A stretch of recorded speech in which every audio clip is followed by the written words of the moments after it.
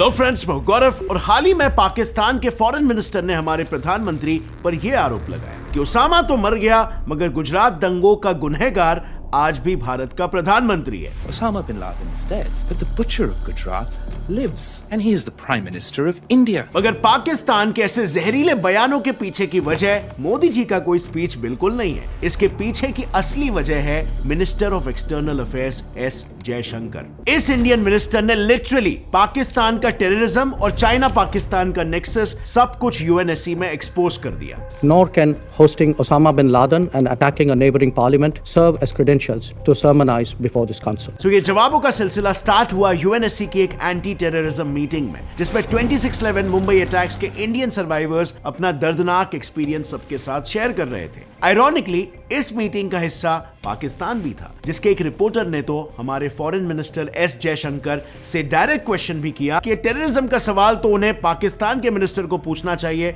उनसे नहीं। इनफैक्ट उन्होंने पाकिस्तान को चाइना का छोटा भाई और एपी सेंटर ऑफ टेररिज्म तक कह दिया। मजे की बात तो यह है कि यह पहली बार नहीं है जब पाकिस्तान ने इंडिया पर उंगली उठाई हो और बदले में इंडियन डिप्लोमैट्स ने पाकिस्तान को ही पूरी तरीके से एक्सपोज कर दिया। आज से कुछ ही साल पहले पाकिस्तान के एक्स प्रधानमंत्री इमरान खान ने इंडिया को खून खराबा और नफरत फैलाने वाला देश बताया था, जो इंडियन मुस्लिम्स के रेडिकलाइजेशन का कारण बन गया था। अब आई नो आरोप इतना बड़ा था कि इंडियन डिप्लोमैट विदिशा मैत्रा ने पाकिस्तानी सरकार से सीधा पूछ लिया कि क्या वो स्वीकार कर सकते हैं कि उनकी सरकार दुनिया की ऐसी पहली सरकार है जो अल कायदा के आतंकवादियों को पेंशन देती है। यस, इमरान खान ने खुद ओसामा को शहीद का दर्जा दिया है। और इसके अलावा कुछ ऐसे स्लीपर सेल टेररिस्ट भी हैं जिन्होंने खुद ये एक्सेप्ट किया है कि 20,000 30,000 जैसे रकम के लिए वो इंडिया में आतंकवाद फैलाने आएगा, वो भी पाकिस्तानी मिलिट्री के कहने पर। कितने पैसे देते थे उन्हें? 3,000।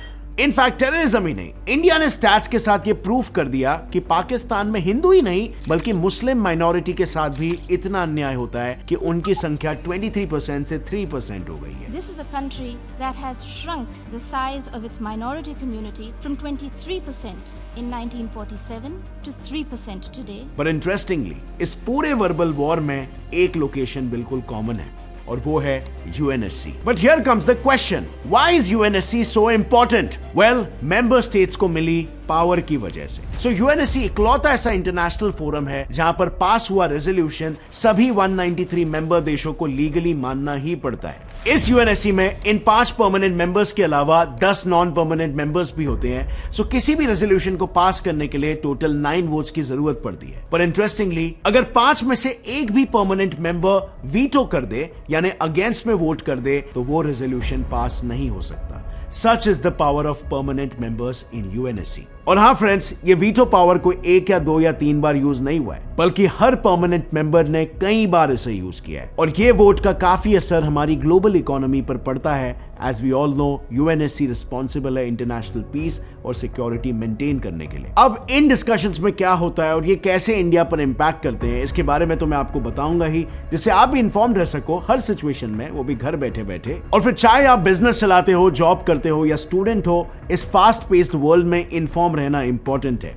गेट सेट फ्लाई की तरह कुछ ऐसा ही मिशन लाया है प्रेप लैडर यूपीएससी 2023-24 एस्पिरेंट्स के लिए। प्रेप लैडर के मोबाइल ऐप को डाउनलोड करो और घर बैठे इनके एक्सपर्ट फैकल्टी और क्वालिटी मटेरियल्स के साथ अपनी तैयारी शुरू करो, वो भी अफोर्डेबल रेट्स में। यहाँ पर एक्सपर्ट टीचर्स जैसे एम पुरी सर पॉलिटी पढ़ा रहे हैं, इकोनॉमिक्स विवेक सर पढ़ा रहे हैं, history Hemant Jha sir, geography Rohit Lodha sir और मेंस फैकल्टी है Atul Garg sir, ethics Avadhesh sir, essay writing Siddharth Singh sir. इनके यूपीएससी प्रीलिम्स फैकल्टी है ये, जिनके पास क्यूमुलेटिव 100 इयर्स के पढ़ाने का एक्सपीरियंस है। इतना ही नहीं, यूपीएससी प्रीलिम्स 2022 जीएस पेपर में 88% कॉन्सेप्ट रिपीट्स प्रेप लैडर के हैं।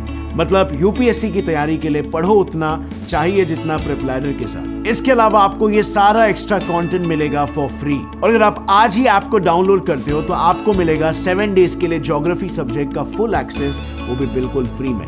तो फिर वेट किस बात की है, डाउनलोड करो ऐप, डिस्क्रिप्शन में दिया गया है लिंक, और यूज करो मेरा कूपन कोड जो स्क्रीन पर है। And now let's come back to the topic. जैसे कि हम बात कर रहे थे कि अगर 5 में से एक भी परमानेंट मेंबर वीटो कर दे यानी अगेंस्ट में वोट कर दे तो वो रेजोल्यूशन पास नहीं हो सकता। एंड शॉकिंगली एक समय पर ये परमानेंट सीट इंडिया को खुद यूएस और रशिया ने सामने से ऑफर किया था। तो फिर आज इंडिया एक परमानेंट मेंबर क्यों नहीं है? वेल, कुछ रिपोर्ट्स के हिसाब से 1950s में जब पंडित नेहरू की बहन विजय लक्ष्मी पंडित यूएन में इंडिया की रिप्रेजेंटेटिव थी, तब यूएस और रशिया ने अलग अलग मौकों पर इंडिया को परमानेंट सीट एक्सेप्ट करने का प्रस्ताव रखा था और इसी संबंध में दोनों भाई बहन के बीच में लेटर्स भी एक्सचेंज हुए।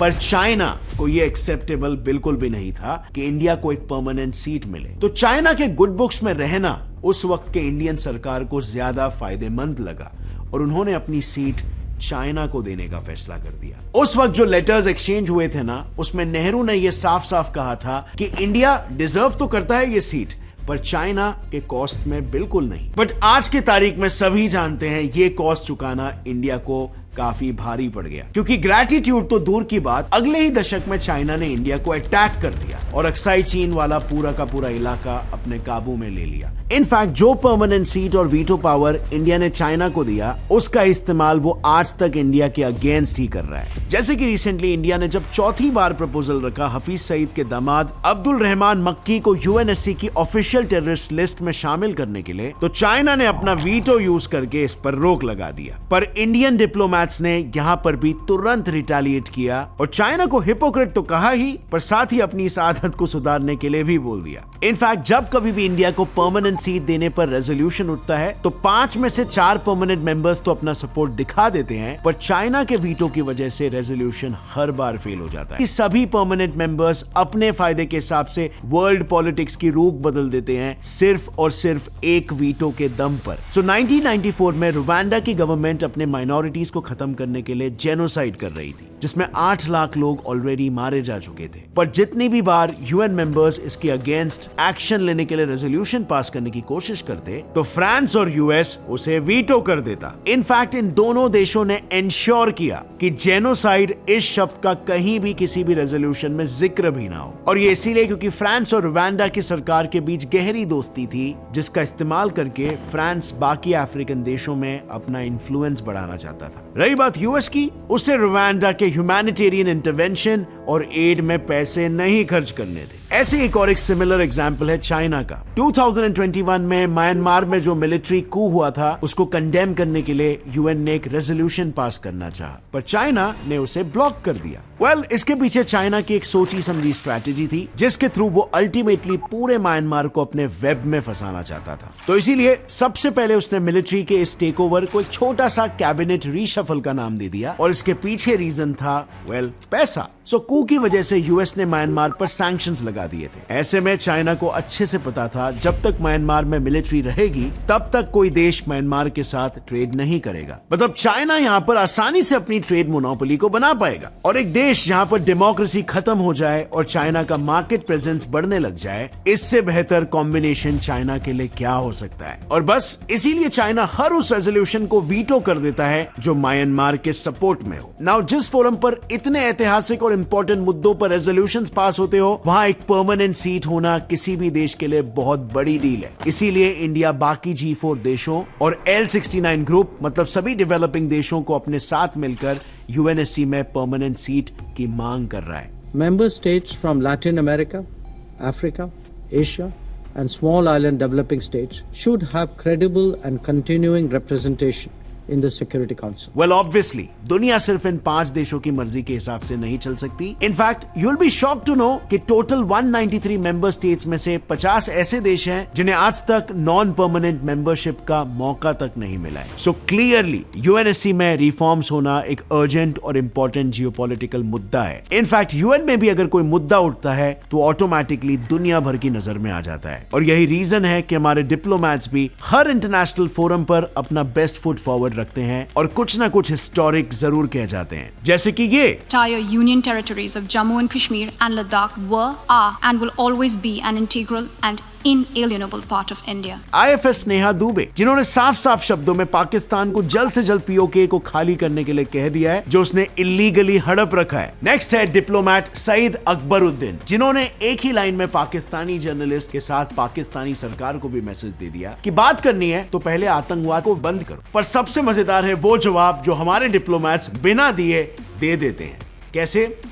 ऐसे पाकिस्तान की स्पीच शुरू होते ही चुपचाप वॉक ऑफ करके, like they are least interested in it. And you won't believe, लेकिन इंडिया की ऐसी ही यूनिक डिप्लोमेसी और एक्सीलेंट फॉरेन पॉलिसी की वजह से आज कई ऐसे देश भी है जो सिर्फ इंडिया को इंटरनेशनली सपोर्ट ही नहीं बल्कि पीओके को वापस हासिल करने के लिए भी ओपनली इंडिया की मदद कर रहे हैं। अब ये कौन सा देश है जो इंडिया की मदद कर रहा है और पीओके के लिए इंडिया के साथ मिलकर एक बड़ा गेम खेल रहा है? वेल, इस पूरे सब्जेक्ट को मैंने डिटेल में कवर किया एक इंटरेस्टिंग वीडियो में, जिसे आप यहां पर क्लिक करके देख सकते हो। और अगर इस वीडियो को देखकर आपको कुछ भी नया सीखने के लिए मिला, एक लाइक जरूर ठोकना और सब्सक्राइब कर लो इस चैनल को बेल नोटिफिकेशन ऑन करके। As always, stay curious, keep learning and keep growing. Jai Hind!